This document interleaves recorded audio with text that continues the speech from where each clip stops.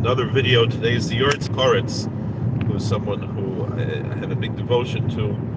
Maybe that later, but we do make devotion today that the learning should be Lila Nishmasaya, that it should be Schusi Galeno, that the Schus of the Holy Tzaddik, Rabbi Pinchas ben Rabbi Abba Shapiro Mikoretz, Schusi Galeno, should be a that God should bless us in His merit. I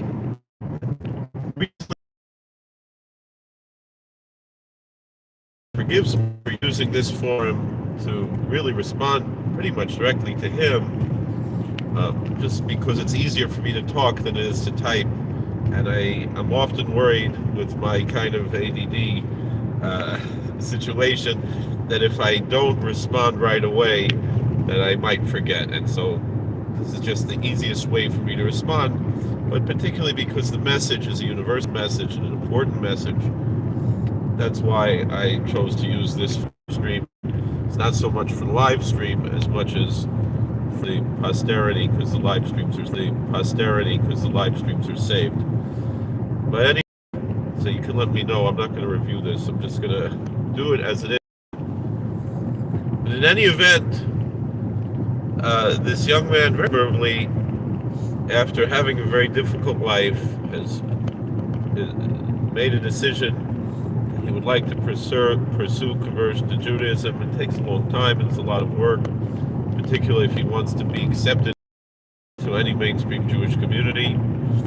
And I wish him well, and I hope he succeeds. And I hope and pray that he succeeds. He asked a wonderful question today, and there can't really be, even though I'm using this forum because it's an important message in general.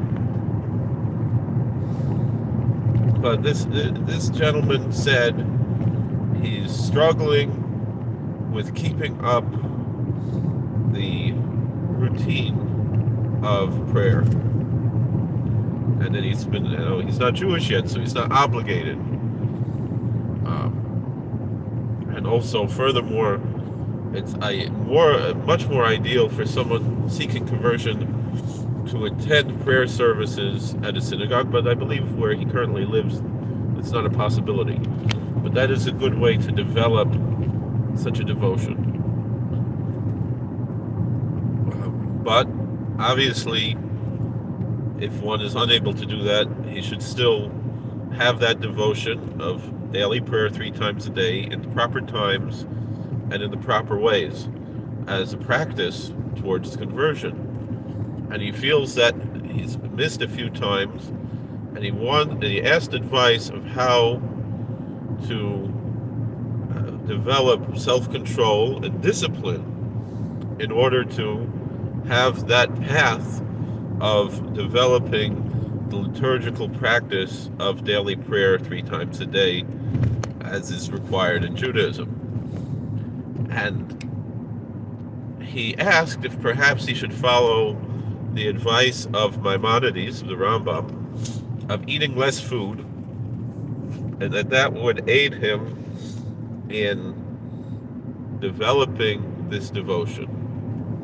That if he eats less food, he could develop that devotion. Hello, thank you for watching. Excuse me. And that would aid him in having more discipline. Now, it's possible. I'm not saying necessarily no, but the world that we live in is a very difficult world to have self-discipline in general. We live in a world that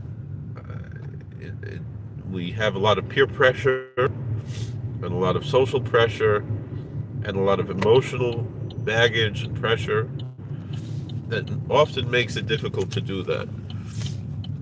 And sometimes when we engage in that, it can cause other problems. I myself, I've tried that, and I still, I'd say, as my Rosh Hashiva would often say, as Chatoya Nimir Masker Ayom, the butcher and the baker, right, with the story of Joseph and the Pharaoh. He says, I'm mentioning my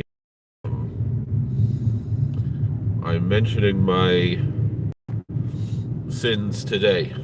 All right, Josh, I'll get back to you. Perhaps that might need a separate video.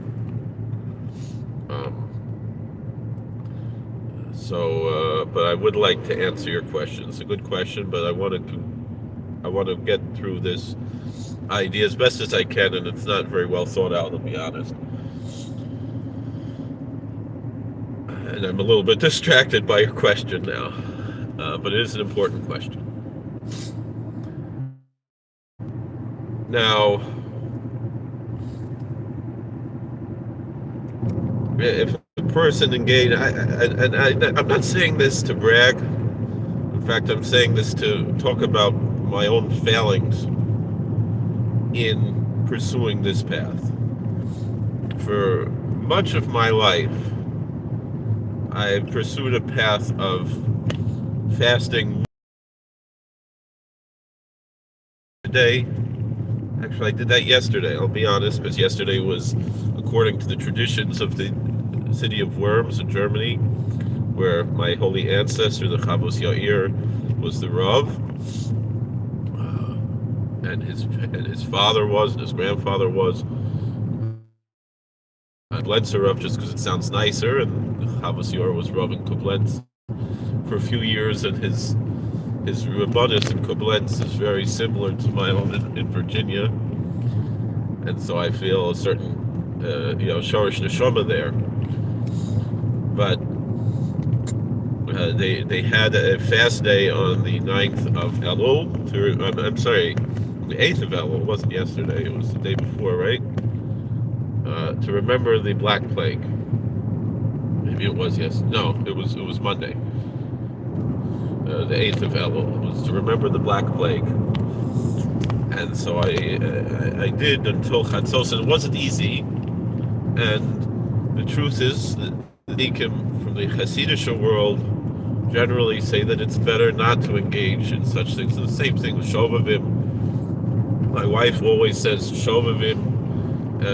She dreads Shovavim because she said when I fast I won't have such a good demeanor, and I'm not so nice, I'm not so friendly, and then I think about all the sins that I did in the past year, and I have a hard time not fasting Shovavim. Although they say that the opposite, right? The story goes with the Yismach Moshe. They asked him why is he eating on Yom Kippur Katan of Rosh Chodesh El, Erev Rosh Chodesh El, which almost everybody observed, and also I think I managed to make it through half the day as well. And still, my wife chides me, you shouldn't do that, and she's right. So the Yismach Moshe said, Shulchanei Shel Adam Mechaper, that when you eat, it brings atonement. And then it's why we say that if you eat Erev Yom Kippur, it's considered as if you fasted, because everybody really wants to fast Erev Yom Kippur. And eating is difficult on Erev Yom Kippur. And so, because our soul really wants to be fasted Yom Kippur. And so it causes sometimes to eat and to indulge, to force yourself, causes more difficulty and pain. Josh, if Josh is still here, I would recommend write to me directly, and we can even make time to talk. But because certain things not necessarily for a video. But let's get back to this question. So now, although what we were taught in yeshiva was not from the Rambam, but I think they said it was from the Ravid, who was the opponent of the Rambam, was that if you eat a little bit less than you were going to eat, you're still hungry, and you have that little bit of self-control, that can help you gain more self-control, and that's more valuable altogether. And other forms Tinus Dibor. Rabbi Victor Miller warned, a Tinus Dibor, which means to have to fast from speech, kind of in certain Christian monks would take a vow of silence.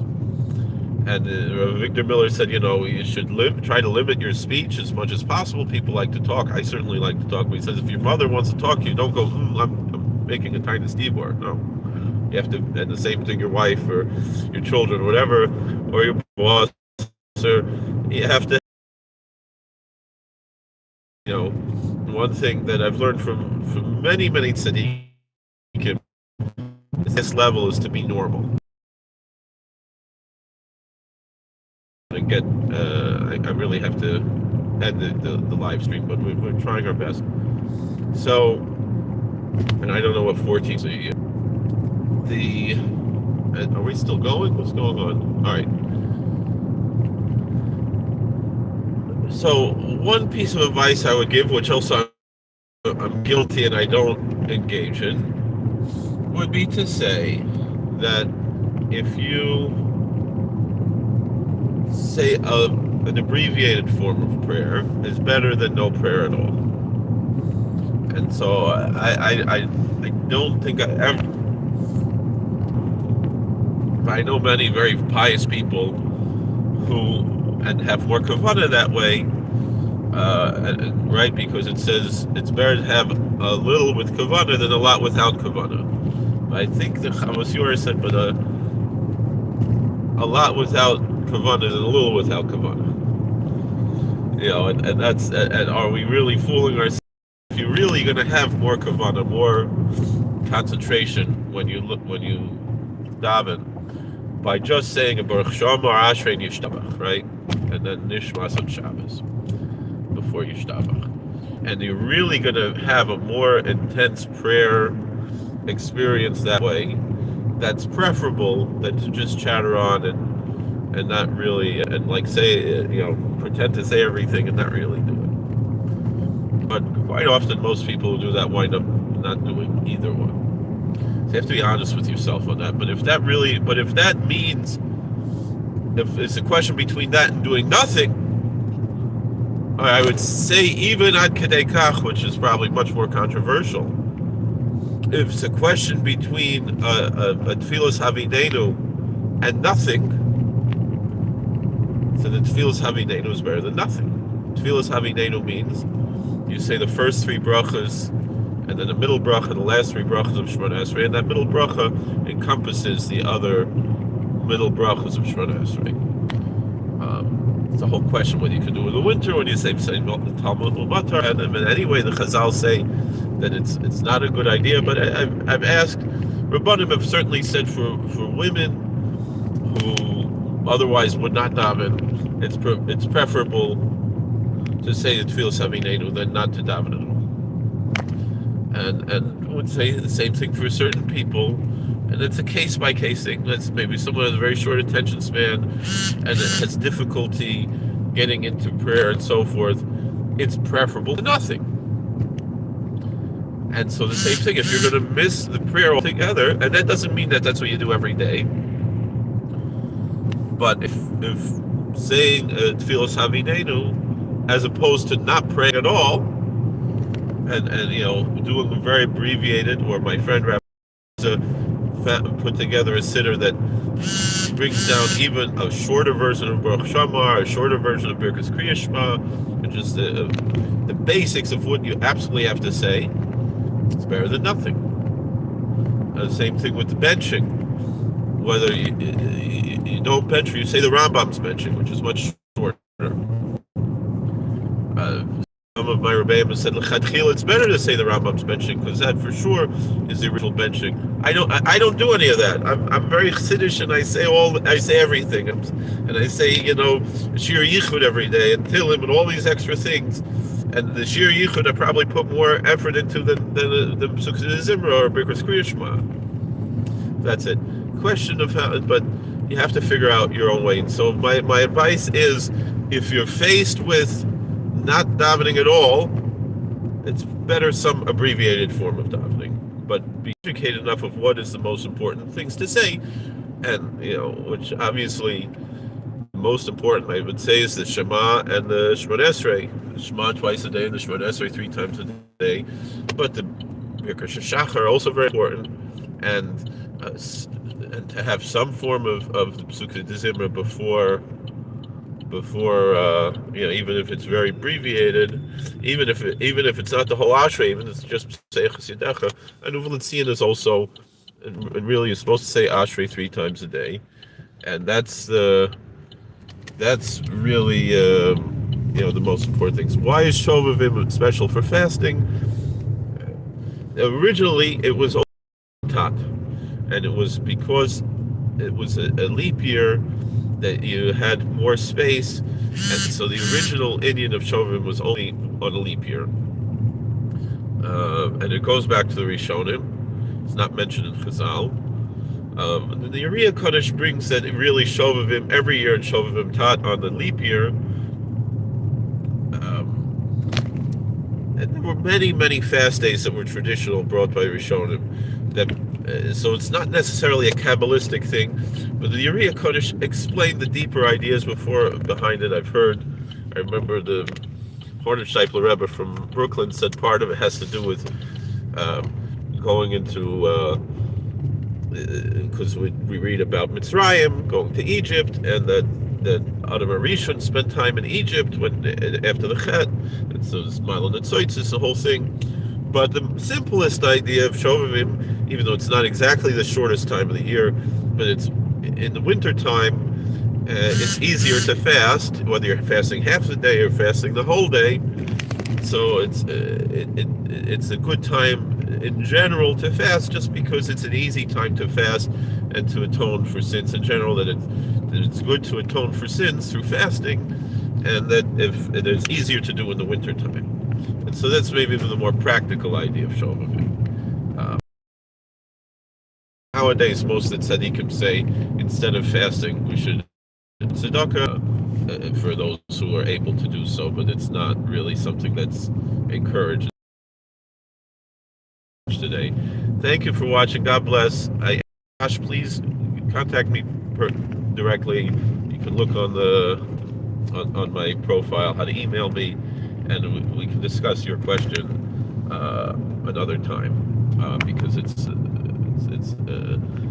I certainly don't recommend it, but it's something that deserves some more intense discussion. All right, thank you for watching. God bless. Please like and subscribe, comment. We'll see you later.